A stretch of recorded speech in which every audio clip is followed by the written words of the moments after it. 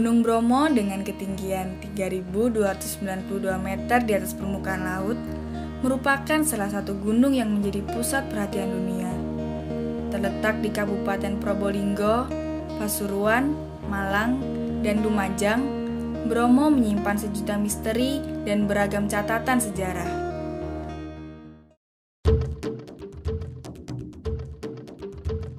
Salah satunya adalah keberadaan suku Tengger, suku yang dipercaya sebagai keturunan langsung dari Raja-Raja Majapahit. Sebagai suku yang mendiami dataran tinggi di sekeliling Taman Nasional Bromo Tengger Semeru, suku Tengger dikenal sebagai wilayah yang damai dan tentram. Bahkan sejak zaman dulu kala, suku Tengger dikagumi banyak orang. Suasana yang damai, teratur, tertib, jujur, rajin bekerja, dan selalu gembira inilah yang menjadi daya tarik suku Tengger.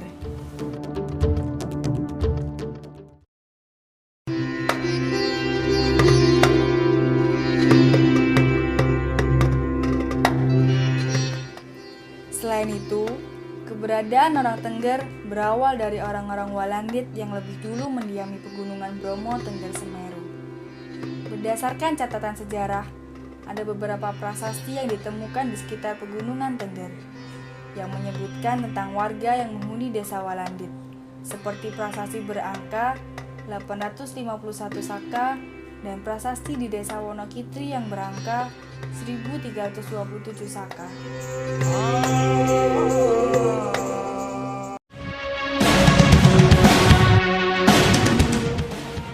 Selain hubungannya dengan orang Walandit, identitas orang Tengger sendiri tidak lepas dari keberadaan Gunung Bromo yang merupakan pusat peribadatan masyarakat Tengger yang mayoritas beragama Hindu.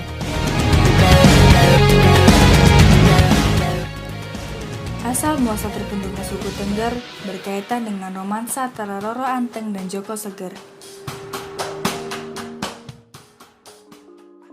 Nama Tengger sendiri berasal dari gabungan antara kata Teng yang diambil dari nama Roro Anteng serta Ger dari nama Joko Seger.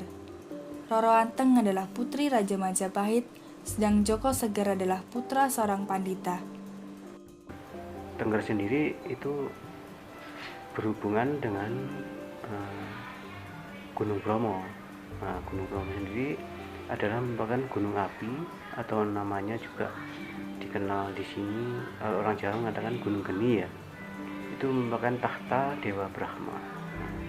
Nah, jadi setelah terjadinya itu perkawinan antara Joko Seger Roro Anteng itu mempunyai anak yang berjumlah 25 itu. Yang pertama itu Tumenggung Klewong ya. Terus yang terakhir itu kan Dewa Kusuma yang sekarang bertahta di Gunung Bromo menggantikan istilahnya Sang Hyang Bathara Geni, misalnya Dewa Brahma. Dan itu nenek moyang yang istilahnya Dewa Kusuma yang sudah diabadikan menjadi kurbannya orang Tengger untuk berbakti kepada Tuhan, misalnya Sang Hyang Bathara Geni itu. Sampai sekarang diperingati dengan adanya upacara kasada itu. Suku Tengger hingga saat ini masih menjalankan dan mempertahankan tradisi yang sudah diwariskan sejak dulu kala. Salah satunya adalah dalam hal kepercayaan.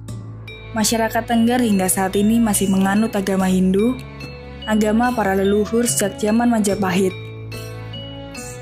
Kearifan dan ketaatan masyarakat Tengger dalam menjalankan ajaran agamanya terlihat dari upacara-upacara yang dijalankan dalam 1 tahun.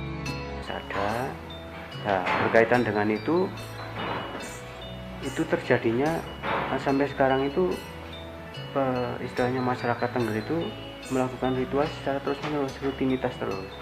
Tiap tahun diadakan upacara kasada. Yatnya Kasada dan Karo merupakan 2 upacara besar yang dijalankan oleh suku Tengger. Kedua upacara ini merupakan tanda bukti hubungan Hindu Tengger dengan Gunung Bromo yang sangat erat. Dalam kaitannya dengan kisah Dewa Kusuma, putra bungsu Roro Anteng dan Joko Seger yang mengorbankan dirinya di kawah Bromo. Sama-sama itu sudah terakhir. Jadi kita umat Hindu dengan umat Hindu Tengger sama umat Hindu Bali memang ada perbedaan. Kalau umat Hindu Tengger itu mayoritas kita menganut ajaran Jawa Tengger sendiri. Ya, istilahnya yang dilaksanakan itu 7 ritual setiap tahunnya itu. Pura, punden, serta pelengkap-pelengkap khas Hindu bertebaran di setiap sudut jalan, rumah, dan desa. Namun, dalam merayakan upacara-upacara besar, pelaksanaannya selalu bertempat di Pura Luhur Poten Bromo, pura utama yang bertempat di kaki gunung. Pura ini merupakan pusat dari segala ritual keagamaan yang dilaksanakan oleh suku Tengger. Satu tahun itu bisa dilaksanakan 2 kali untuk melakukan ritual ya, di sini. Dalam melaksanakan upacara keagamaan, masyarakat Hindu Tengger memiliki perbedaan dengan masyarakat Hindu Bali. Jika di Bali pakaiannya berwarna putih, maka masyarakat Tengger menggunakan seragam hitam dalam upacara. Kayak baju itu pakai kepala namanya udeng. Kita pakai baju hitam, ini pakai jarik yang ada lincipnya di depan itu, kayak ada keratonan gitu di Jogja.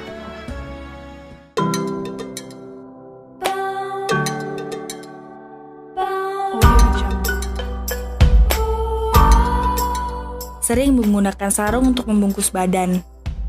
Itulah ciri yang umum terlihat dari masyarakat Tengger. Suasana yang dingin khas pegunungan memang mengharuskan masyarakat sekitar untuk membungkus badan rapat-rapat.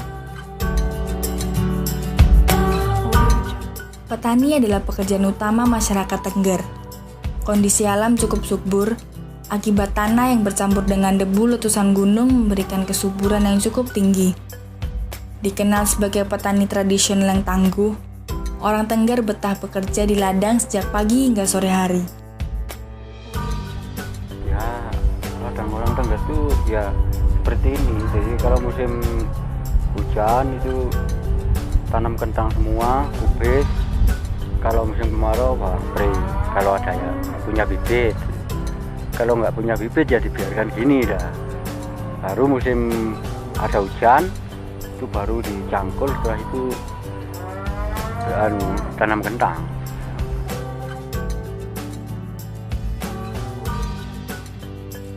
Citra agraris yang sangat kuat masih terasa dari kehidupan masyarakat Tengger. Sekalipun dewasa ini, jenis pekerjaan yang dilakoni oleh sebagian warga semakin berkembang. Mulai dari bisnis pariwisata seperti penyewaan villa, jeep, dan kuda. Pekerjaan tersebut tetap tidak bisa menggantikan pekerjaan utama orang-orang Tengger yang sejatinya adalah petani.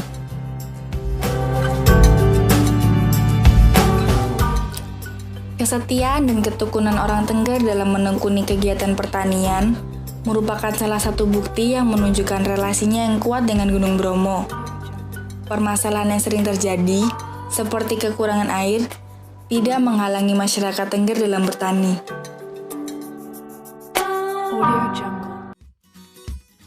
Begitu pula dengan bencana yang sering terjadi.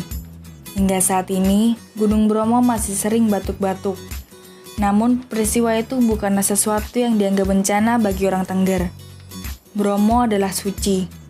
Bromo adalah tempat tertinggi manusia kelak nanti. Karena itu, masyarakat Tengger menanggapi setiap peristiwa yang terjadi sebagai bagian untuk merawat diri, mengintrospeksi diri dari apa yang sudah diperbuat hari lepas hari.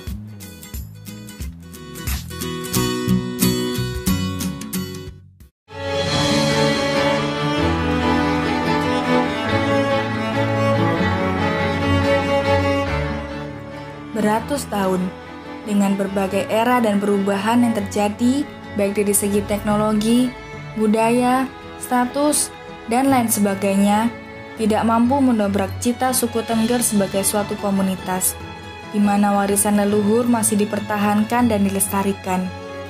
Di samping itu, ada pelajaran yang dapat dipetik dari kehidupan orang Tengger, bahwa kekayaan adat istiadat, warisan leluhur, serta sikap budaya yang padu dalam era yang semakin modern ini mampu menjadi pertahanan tersendiri bagi suatu masyarakat dalam mempertahankan eksistensi sebagai masyarakat adat.